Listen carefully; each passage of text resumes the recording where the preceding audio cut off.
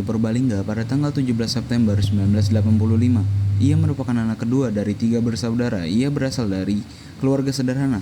Ayahnya bekerja sebagai buruh tani, sedangkan ibunya berjualan makanan kecil di pasar tradisional untuk membantu kebutuhan keluarga. Meskipun hidup dengan keterbatasan, keluarga mereka tetap hidup penuh kebersamaan dan kerja keras. Pada tahun 1991, Pak Yanto mulai bersekolah di SDN 2 Gerantung.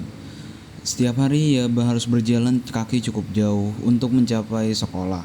Walaupun berasal dari keluarga sederhana, ia tetap semangat belajar dan dikenal sebagai anak yang rajin serta sopan kepada guru maupun teman-temannya.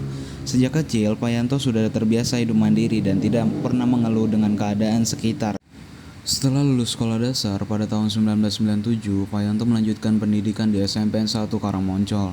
Di masa SMP, keadaan ekonominya semakin sulit karena ayahnya mulai sering sakit akibat kelelahan bekerja. Untuk membantu orang tuanya bekerja, Pak Yanto mulai bekerja kecil-kecilan sebelum sekolah. Ia tetap berusaha membagi waktu antara belajar, bekerja agar bisa terus melanjutkan pendidikan. Pada tahun 2000, Pak Yanto melanjutkan sekolah ke SMKNU Bobotsari. Dan di masa inilah, ia mulai belajar lebih mandiri dan bertanggung jawab terhadap kehidupannya sendiri. Karena keterbatasan biaya, ia mulai bekerja sambilan sebagai kuli angkut di pasar setiap akhir pekan. Untuk membantu kebutuhan keluarga dan biaya sekolahnya.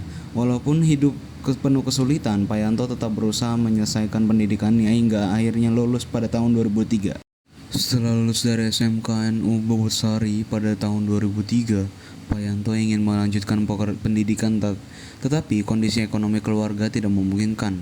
Akhirnya ia memilih merantau ke kota Jakarta untuk mencari pekerjaan.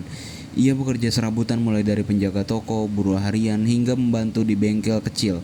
Dari pengalaman tersebut, Pak Yanto mulai belajar menjadi teknisi servis AC yang kemudian menjadi pekerjaan utamanya.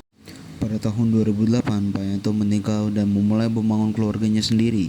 Kehadiran anak pertamanya pada tahun 2009 menjadi sumber semangat baru baginya untuk bekerja lebih keras demi masa depan keluarga. Perjalanan hidup Pak Yanto tidak selalu mudah. Ia pernah mengalami kesulitan ekonomi dan kekurangan pelanggan saat pandemi pada tahun 2020. Pekerjaannya juga sempat menurun drastis, namun ia tetap berusaha mencari nafkah demi keluarganya. Berkat kerja keras dan semangat pantang menyerah, usaha servis Pak Yanto perlahan berkembang dan semakin dikenal banyak pelanggannya. Sekisah hidupnya mengajarkan bahwa pentingnya tanggung jawab dan ketekunan dan cinta kepada keluarga merupakan bentuk keberhasilan yang sesungguhnya.